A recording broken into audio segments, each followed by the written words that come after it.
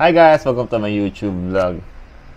For today's vlog, nakikita nyo naman sa title, life update muna tayo. So, ano pang hinintay natin? Let's go! So, for today's video, pag-uusapan natin yung nephrolithiasis, also known as kidney stone. So, the sad part is I was diagnosed with kidney stone at the moment. Maliit lang siya, 0.3 centimeters. So, it's not a life-threatening situation. So, ayun lang. So, life update. Alam niyo naman tong vlog ko. It's all about me, myself, and my life. So, hindi ako doktor. I'm not a medical expert. I'm not suggesting. So, this is my intake, di ba? So, ito lang yung what the definition of kidney stones is. Nephrolithiasis is a term employed a kidney stone, also known as renal calculis. They are crystal concentration formed typically in the kidney, from kidneys, and ideally leave the body via urethra without pain. Larger stones may need surgical intervention. This activity reviews evaluation. Yon. So in short, kidney stones. So alam niyo naman nagbabarko ako, so nagpa-medical ako sa medical namin sa barko. Ayun, they find out meron akong 3 cm, 0.3 centimeters. The good thing is yung sa akin, tawag doon, hindi siya kailangan ma-operahan, pwede akong daanin sa gamot and it can be flushed out, di ba? So ayun yung so at the moment, ito yung panggamot ko, 2 liters of water. Ayun, what does kidney cause daw, kidney stone cause? Sa akin, nabasa sa mga research, kagaya sa akin, it cause like dehydration, pagkain na maalat, too much protein, lifestyle, kumbaga. Sa akin naman, di ako nag-iinom masyado. So, I think dehydration ako, kaya siya na-develop. Ayun lang. So, ito, pabasahin ko lang muna to. Siyempre, para bago ko ipakita sa inyo yung gamot ko na dinose sa akin. Kasi, dinose sa akin ng doktor, good for 3 months, araw-araw, 3 times a day kung inumin. Mapa-flash out ko na yung kidney stones ko, which is good, diba? So, passing a kidney stone, how long does it take? Gaano ba katagal to? Size is determined the factor. Kung baga sabi nga dito, literal na size do matter.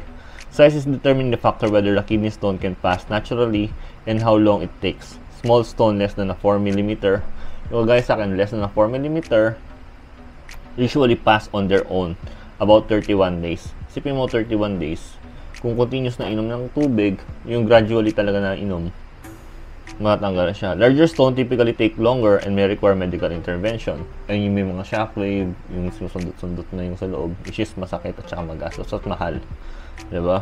Kidney stones are solid masses that form when chemicals and minerals in your urine harder into crystal. These chemicals and minerals such as calcium and uric acid are always present at low levels. Excess usually gets flushed out with your urine. So may ihi mo siya kung continuous mo pag-inom at stay hydrated, diba? Yun muna ako.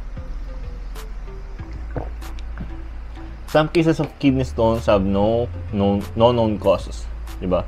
Hindi mo alam kung paano siya na-develop. Siguro nga, yung guys sa akin, sa metabolism or something, kasi nga is getting old, diba? Such as ayun nga. But certain lifestyle and health factors can increase your likelihood of getting developed.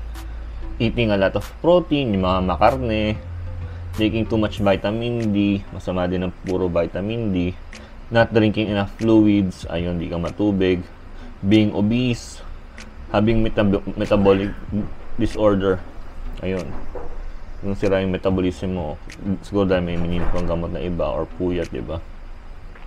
Having gout or inflammatory bowel disease, yung mga inside mo. So, yun yung mga factor.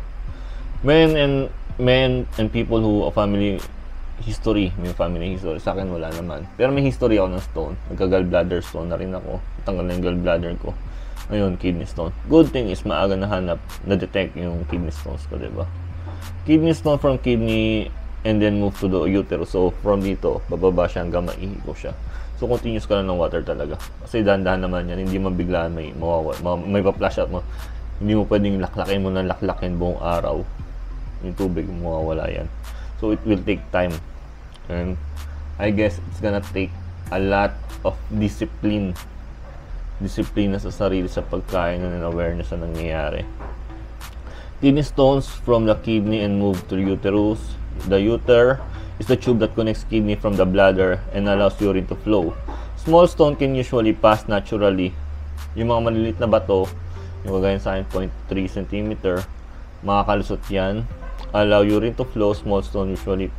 But bigger stone may get stuck. Ayun yung masakit. Yung mga malalaki, yung mga 4 cm upward. Yun yung kailangan mo yung shockwave para maihin siya, diba?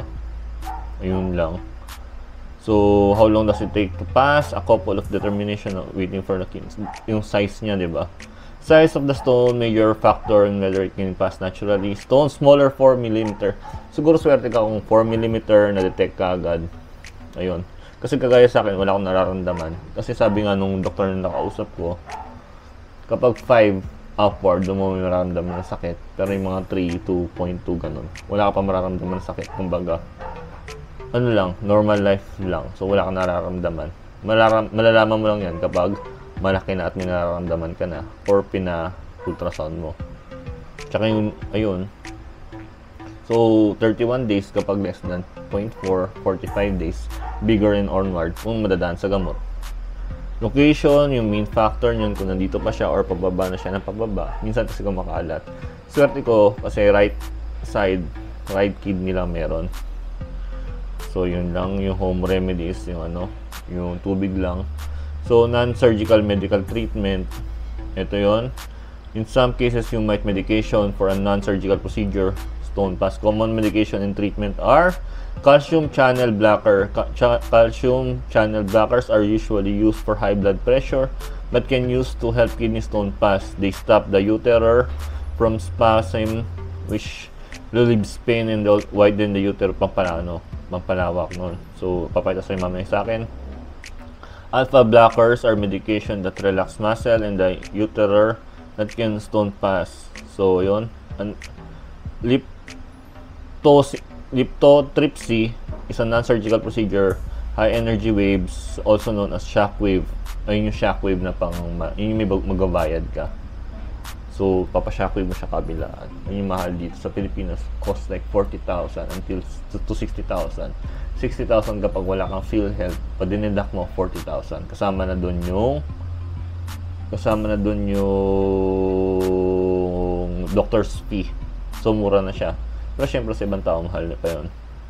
Dehydration almost common in kidney stone and can require. So, by tubig dehydration. Ayun lang. So, ito yung dinayag sa akin ng doktor.